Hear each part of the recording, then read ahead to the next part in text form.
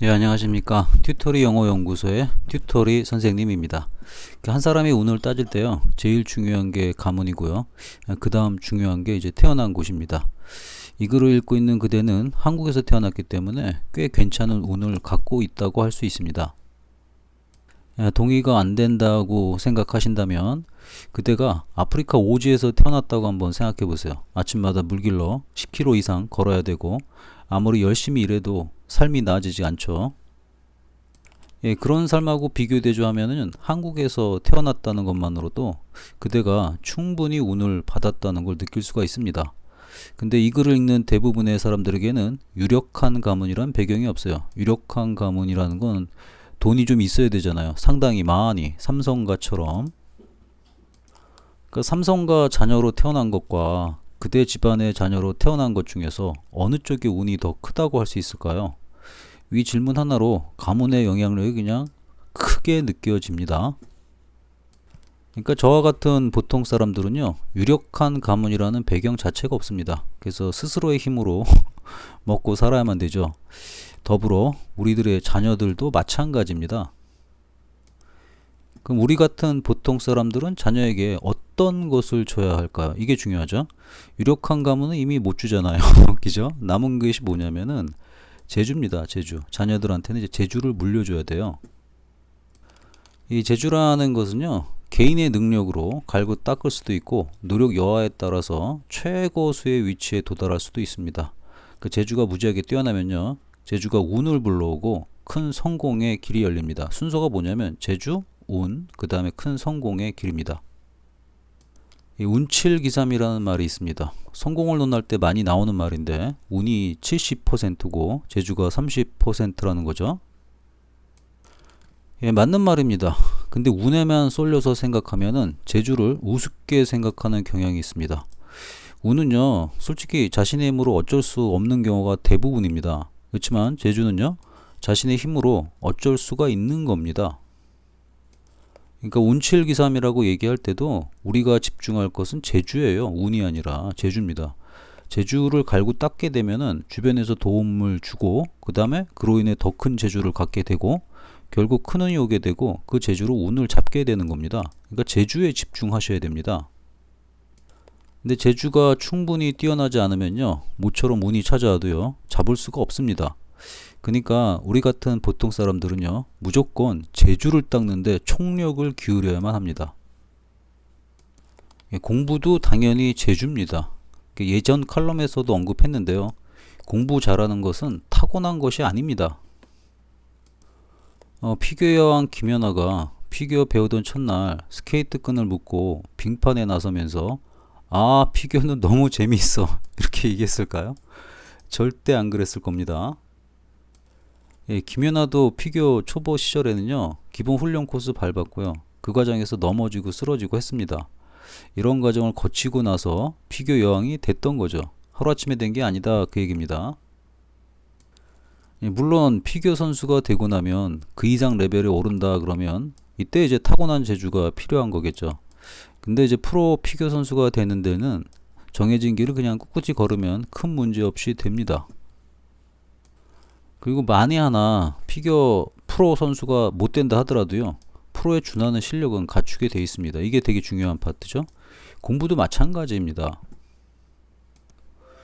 아무나 수석이 될 수는 없겠지만은 일정한 공부 법칙이 중요하죠. 일정한 공부 법칙만 따르게 되면은 누구나 우등생 소리는 들을 수 있습니다. 그러니까 서울대부터 연대, 고대, 포스코, 카이스트, 지스트, 유니스트, 디지스트 갈 수 있습니다. 누구나 갈 수 있어요. 유일한 조건은요, 일정한 공부 법칙을 따라야 한다. 이게 되게 중요하죠. 일정한 공부 법칙을 따라야 한다가 바로 절대 공부 시간입니다. 절대 공부 시간은 꼭 지켜야지만이 갑니다. 절대 성공 법칙이라는 게 좀 있겠죠. 부모가 자녀를 책임지는 시기 동안에는 반드시 이식해야 될 게 있어요. 자녀한테 이식해줘야 됩니다. 그게 절대 성공 법칙이에요. 초등학교, 중학교, 고등학교 거치면서 절대 성공 법칙은 반드시 이식해야 됩니다. 이게 이식이 되잖아요. 자녀는 부모를 떠나서도 성공적인 삶을 살 수가 있습니다. 근데 그것이 없다면요, 자녀는 항상 우왕좌왕하게 돼 있죠. 좀 더 솔직히 말하면은 이 글을 읽는 분이 부모라면은 부모 먼저 절대 성공 법칙을 새겨야 됩니다. 부모가 새겨야지 자식한테 그대로 물려줄 수가 있는 겁니다. 인과, 이게 가장 중요한 법칙이죠. 원인이 있어야 결과가 있다. 되게 단순한 것이고 누구나 알고 있긴 하지만 실생활에서 깨닫고 적용하는 사람은 좀 드문 것 같습니다. 제가 관찰해 본 결과. 그래서 이것이 절대 성공 법칙의 근간이 됩니다. 인과를 꼭 기억하세요. 원인이 있어야 결과가 있다. 현재 하시고 있는 일의 결과가 불만이라면 과거의 원인이 잘못된 거겠죠. 과거의 원인을 갖다가 현재에 개선을 해야 됩니다. 그래야지 미래의 결과가 만족스럽게 됩니다. 꽤나 당연한 얘기인데요. 원인과 결과를 안 따지는 애들이 굉장히 많습니다. 이 글을 읽는 분들 중에서, 영상을 듣는 분들 중에서 지금에서야 깨닫은 사람도 있을 겁니다. 여기서 주목할 게 뭐냐면 현재의 결과에 불만족을 갖는다는 거예요. 지금의 현재 결과가 불만족스럽다. 즉 불만족스러우니까 이제 동기가 되는 거죠. 이런 동기가 있어야지 원인을 살피게 되고요. 원인을 면밀히 살피게 되면 적극적이고 공격적으로 현재의 행동을 개선해야 됩니다. 그래야지 미래가 나아지니까.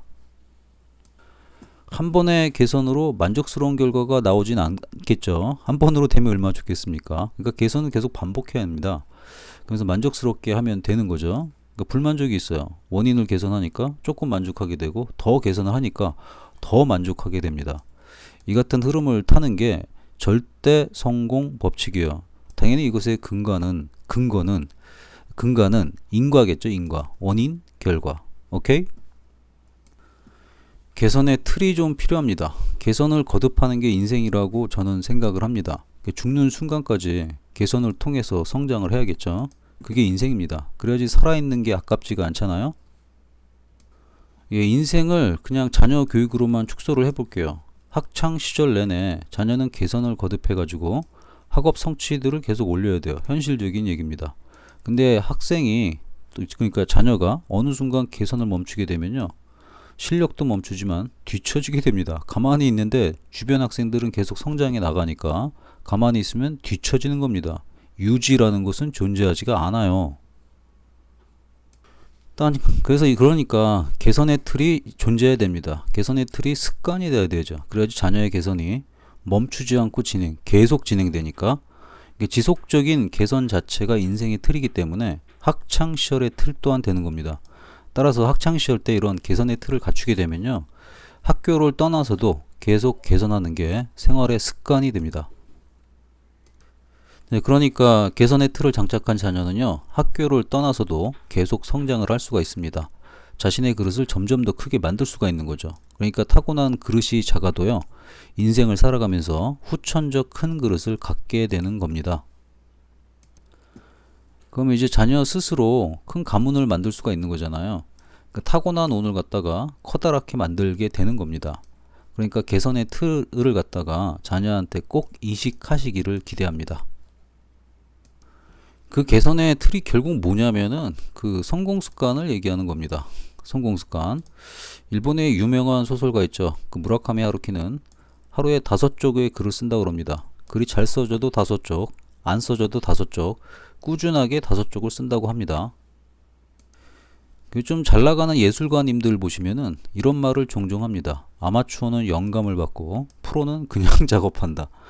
그러니까 이제 영감 받아서 일을 하지 않는다는 거죠. 어떻게 일을 하시냐면은 그냥 일을 규칙적으로 하신다고 합니다. 그 규칙적으로 하는 일 속에서 영감을 받고 그 다음에 또 꾸준하게 계속 그 작품 활동을 하고, 그러니까 직장인하고 별반 다르지 않게 작업 활동하는 게 프로고, 아마추어는 필 받을 때만 한다고 합니다. 공부도 마찬가지지 않습니까? 공부 잘한 애들은 그냥 공부합니다. 공부 못한 애들이 꼭 필 받을 때만 공부합니다. 똑같죠? 그러니까 이제 무라카미하고 예술가들의 습관을 보면은 꾸준한 활동이 굉장히 중요하다는 거죠. 일정 시간을 갖다가 할애한다는 거야. 공부도 마찬가지라는 거죠. 직장인처럼 일을 한다. 공부도 마찬가지라는 겁니다. 이렇게 꾸준하게 하는 것이 성공 습관의 근간입니다. 그러니까 자신만의 루틴을 만들어 놓고 루틴을 갖다가 하나님처럼, 하느님처럼, 부처님처럼 섬기는 겁니다. 학생에게도 이런 루틴이 굉장히 필요합니다. 그러니까 초중고를 거쳐가지고 이런 루틴을 만들어야 되고요. 이런 루틴이 정착을 시키는 과정을 성공 습관이라고 부르는 겁니다. 이렇게 성공 습관 자체가 이제 개선의 틀이 되기 때문에 학생의 지속적인 성장을 보장하는 겁니다. 절대 성공 법칙을 갖다가 이식하는 방법을 제가 올려놨습니다. 이게 어디에 나오는 내용이냐면 책 그 정규 1등 공부 습관이라는 책에 나오는 내용이에요. 신청하면 전부 다 무료로 제공해 드리고 있으니까 영상이 올라간 거 하단에 꼭 신청하시기를 바랍니다. 그리고 신청하고 1시간 내로 바로 읽으세요. 책 몇 페이지 안 됩니다. 읽은 다음에 어떻게 한다? 바로 실천하세요. 바로.